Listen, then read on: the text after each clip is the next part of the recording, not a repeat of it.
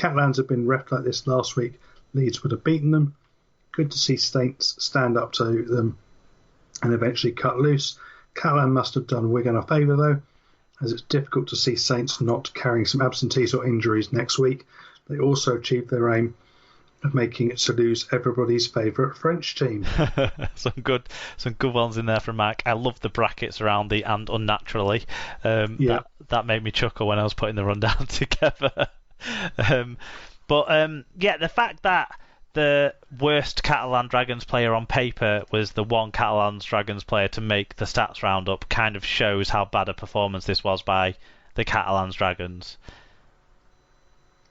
Yeah, I mean, you felt like Catalan, it was a game too far. They'd run out of steam the week before, and they'd, in some cases, run out of players, and that their only way to go was to try and hit them off the park. And the problem is with Saints, they've got too many. They have got a physical resolve that can get them through tough games. They've got characters in there who are tough, and they don't. You might not think of it because of the sparkling rugby that they play most of the time, but they've got some big tough players in there, and they did really well. And then, I mean, just the capping it off with those 2 length of the field tries was fantastic, I thought. And again, you just think with Catalan, they didn't need to play that way. I think Catalans have tried to approach this game with the same level of intensity that they approached the game 2 years ago in the Challenge Cup semi-final at Bolton. What they forgot about was in that game their intensity was controlled. It was well directed, and it was not head shooting. Whereas in this game, from the off, they just didn't have that same control. So maybe, like you're saying, it was a game too far. So when you're going into it with that intensity, but you're in that fatigue or that sort of status of things, you lose your shape a bit and have that loss of control. I mean, James Maloney, it's not a new thing. It's not a new thing him making high tackles. It's not a new thing him getting sin-binned for high tackles. So he probably should have had more sin-binnings over his career than he has had for high tackles, but he's still had a few. So, no one should be surprised by that. And I think McNamara's been a bit misquoted as well around that, because I think the one that he was had more objection to was the one on Garcia in the second half, which I don't think was just for that tackle itself. It was for the fact that Liam Moore had just warned them to stop tackling players high because it's gonna kick off if they keep doing it, and they did it again like the next defensive set, so they got a player sin-binned like they were told they would. And Liam Moore was very clear in his explanation of, if you do that, this will happen. Yeah. And it happened. Yeah, because at that point, it wasn't just the Catalans who were out of control, then it was the risk of the game getting out of control. As more emotion came into it from the Saints players who'd seen some of their teammates taken out of the game. Even though the players that were taken out of the game weren't taken out by Catalans in ill discipline, they were actually taken out when Catalans were carrying the ball. One of them where Welsby took out Graham, and the other one where a combination of Sam Cassiano's chest and the floor took out Lou McCarthy-Scarsbrook. Remarkably, McCarthy-Scarsbrook passed his head test. The benchmark on his pre-season assessment must be so low. Well, it probably is, isn't it, with Louis? It's just he's all over the shop anyway, so no one can really tell when he's concussed. Yeah, I mean, we're just hoping that Jammer gets through his protocols and does get back out there and can play on Friday, because it would be such a shame for that to be taken from him. Yeah, I mean, I also think none of Catalan's big name players proved to be big game players on this occasion. I think there's an element of it being tough for the halfbacks and fullback when the forwards are getting so beaten. They're either beating themselves by giving away penalties or getting beaten by, like you say, the power and physicality of the opposition that they also possess. And I know that it sounds a bit like I'm making it all about how bad Catalans were, but Tim read out the stats. They are appalling from Catalan's point of view. And I think it's a common Steve McNamara thing, isn't it? That in the big moments, he makes the wrong calls and he goes the wrong way, and he makes these decisions that lead them into.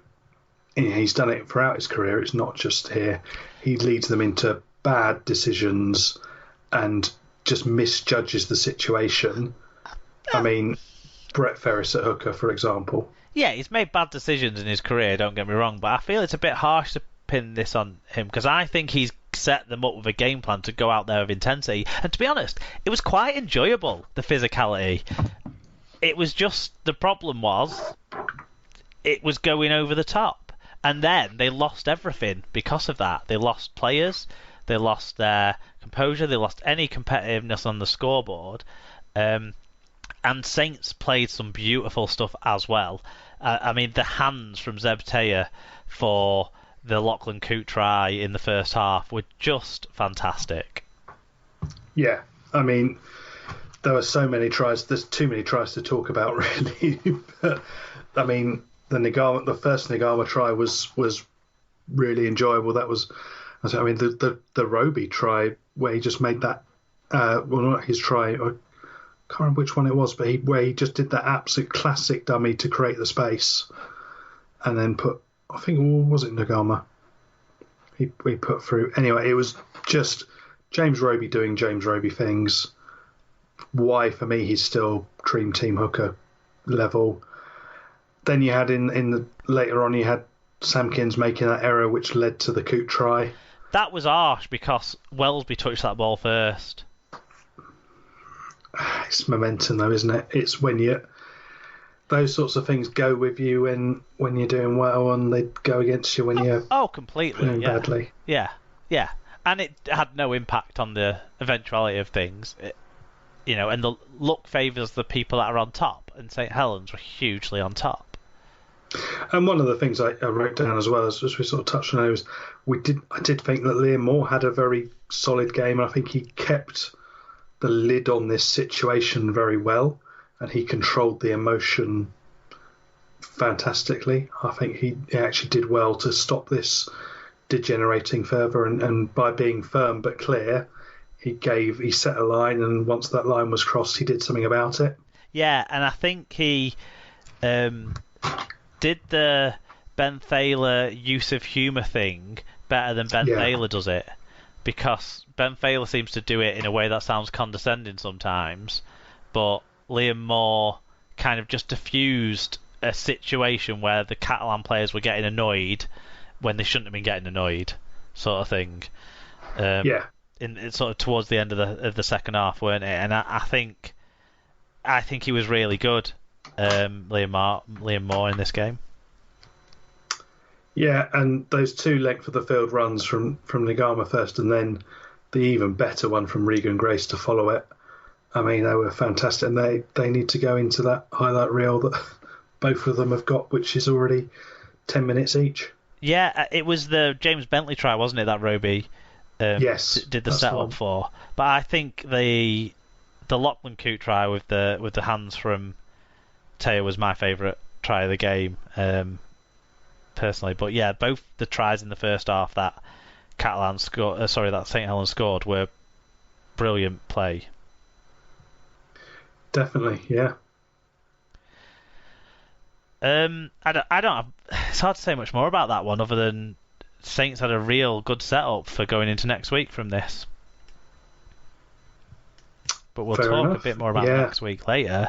Stat line of the week: I've gone Tommy Makinson, 2 try assists, 7 tackles, 172 metres, and 3 clean breaks. I think that was a pretty emphatic performance from him, and he had some making up to do, didn't he, after his cock grab? And I think he's doing that in these vital games at the end of the season. Yeah, in terms of player of the week, I've gone with Jackson Hastings. I feel. Yeah, I think that's a good one. I'd throw James Roby in the mix as well for his contribution, but I think it is a tale of two hookers. I think the way I look at it with Hastings, it was, we still expect him to be good wherever you put him on the pitch, to be honest, but it was the fact that he was put in a position that isn't his normal position, isn't his regular position. It's not a position that he's never played before, but at the same time not his regular position, and he demonstrated a lot of qualities for me in what he did. And I mean as a person as much as a player. So I think Hastings has been sometimes a bit sneakily, it's about me a bit. Sometimes I've felt that way about him, but this made me not think that way about him and think he is as team orientated as he says he is in interviews, rather than the stuff that you feel sometimes with like the number and stuff like that. But I think no, I'm on board, fully on board with Jacko after that. Highlight of the week, I mean, I'll probably go with the Harry Smith try. I'd go Regan Grace, because it's Regan Grace. Okay, in the predictions, I went 2 out of 2. Alan went none out of 2, but I think we were just doing that for fun in the way we went about it last week to an extent. In the Subaru, I'm top. Tim's second, Alan's third, and Sarah's fourth. That's in the host Subaru. In the main Subaru, Steve Pye stays top, and he's definitely won the picking title this year. 1 game to go, but he's got a hugely unassailable lead. I actually, for the first time, looked at the numbers that he was ahead of everyone else, and we've never seen a winning margin like it in the SLP Subaru. So well done to that, Steve. I hope that cheers you up after Hull's defeat. Josh Moole, though, wears the yellow cap this week, so it's nice to see Josh still involved in that. Mm-hmm. Well done, Josh. In the Fantasy League, I think it's finished now because there was no points again for the second week in a row. So congratulations to Alan Bagley on his 3-peat. Well done indeed. We're now going to move into other results where there's just one small game to talk about.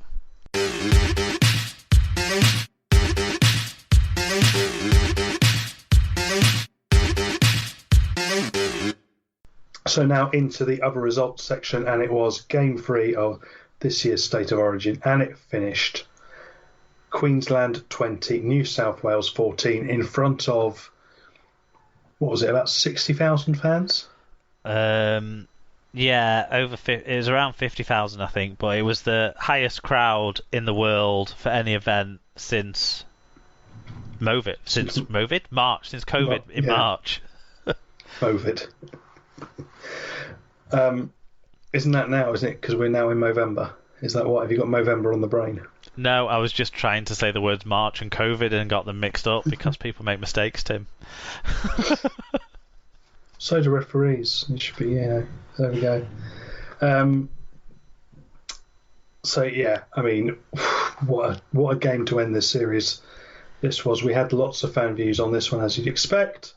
Starting, of course, with Carstens, who gets the title back on the third game, who said the worst Queensland side of all time did it. We pulled these Blues on our level down again and beat them there. Munster outstanding, but Holmes dropped some tries.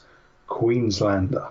Lee Whitnall said, the team I've rooted for since 2014, now full of star names and a shoo-in for success, bottles it at the big dance against a team that should have been right for the plucking.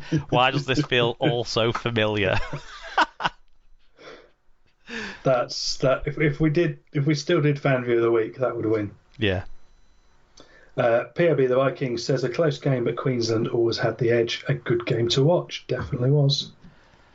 Matt Speakman 20 said, didn't see that coming. Good performance by Queensland, and every time I watch Lindsay Collins, I'm impressed. Would love to see him in a swap deal for Burgess. He means George Burgess.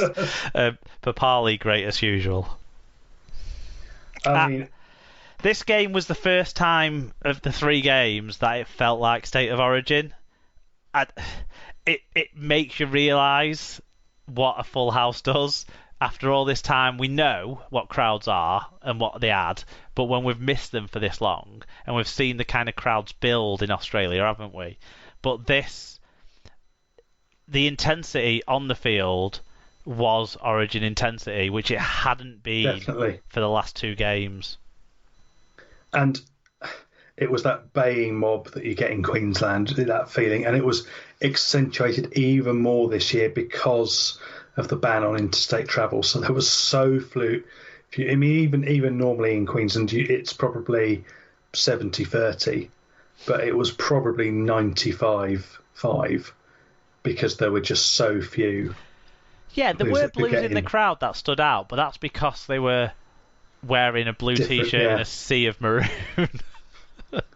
Yeah, I mean, there was one little block that they kept panning to, and then there was a few in there that you felt was the one token friend in a